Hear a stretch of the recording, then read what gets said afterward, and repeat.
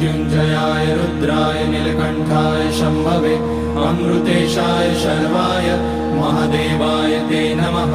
नमस्तेऽस्तु भगवन् विश्वेश्वराय महादेवाय त्र्यम्बकाय त्रिपुरान्तकाय त्रिकाग्निकालाय कालाग्निरुद्राय नीलकण्ठाय मृत्युञ्जयाय सर्वेश्वराय सदाशिवाय श्रीमान् महादेवाय नमः।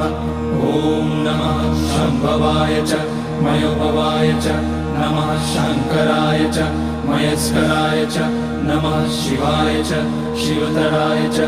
ॐ त्र्यम्बकं यजामहे सुगन्धिं पुष्टिवर्धनम् उर्वारुकमिव बन्धनान् मृत्योर्मुक्ष्यमामृतात्।